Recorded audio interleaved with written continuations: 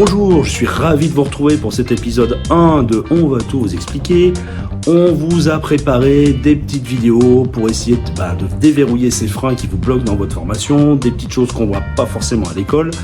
Et aujourd'hui, on va s'intéresser à un problème important, comment apprendre à apprendre. C'est pas une chose facile. Quand on se retrouve devant ces cours, on y passe du temps, ça donne rien. Et on va essayer de vous donner des petits trucs pour débloquer tout ça. Mais je vous rassure, pas de théorie, pas de philosophie, que du concret, du pratique, bref, le bonheur. Mais on commence tout de suite avec le générique. Bah ouais, hein.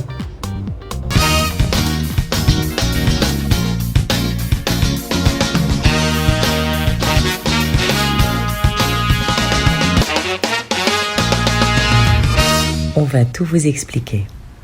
Aujourd'hui, nous allons découvrir comment apprendre à apprendre. Hein ? Elle est bonne, celle-là. Encore des idioties inventées par les humains. En fait, pas tant que ça.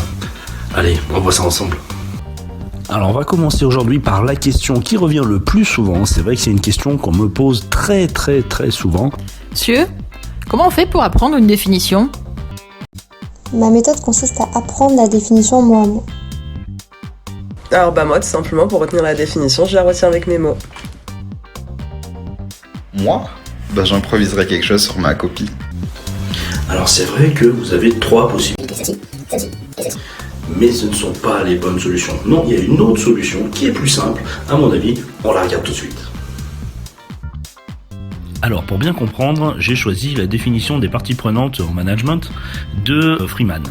Donc, la définition est la suivante. Les parties prenantes sont les individus ou groupes d'individus qui influencent de manière notable la prise de décision du manager dans sa gestion de l'organisation. Il s'agit d'un contre-pouvoir. Vous voyez, c'est une phrase assez longue, difficile à retenir. Alors voilà comment on fait.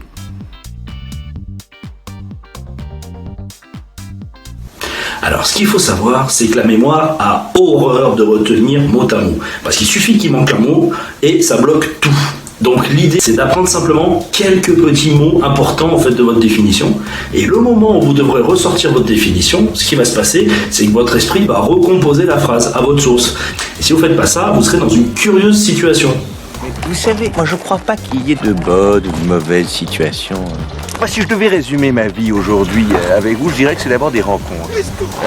Des gens qui m'ont tendu la main. Ouais, non, mais non. Allez, on passe à la suite. Alors, comment apprendre une énumération ? Non, ça c'est rien, petit Alain. Il y a un don au départ, j'ai réfléchi, c'est vrai. Mais c'est surtout une question d'entraînement. Alors, comment vous retenez une énumération, vous ? Alors là, tout par cœur.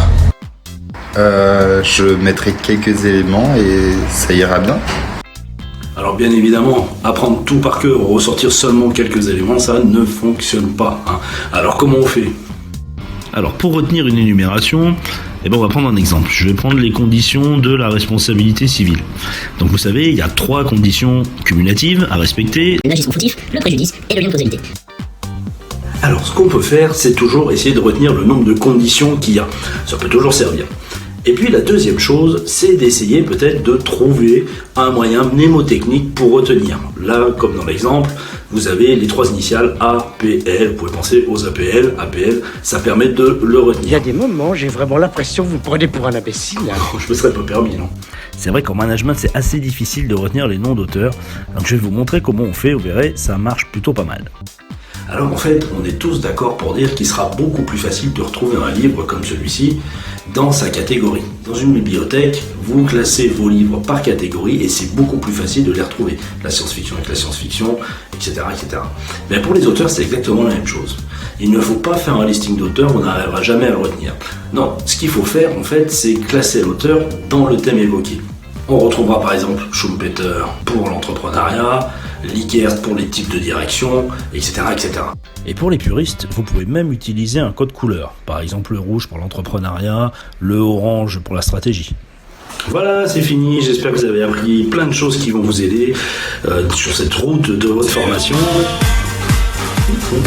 Et puis surtout, on se retrouvera dans une prochaine vidéo où je vous expliquerai comment essayer de rester concentré pendant un cours. Vous verrez, il y a des petites astuces, il y a 3 choses essentielles à savoir, mais je vous en dis pas plus. En attendant, salut!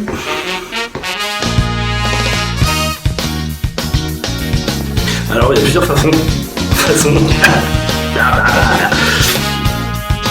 Tout simplement pour retenir la définition. Eh bien, ce n'est pas la bonne façon de faire. Eh non. Et la bonne solution, c'est tu vas demander à Tania parce que je sais plus. Alors, comment retenir une...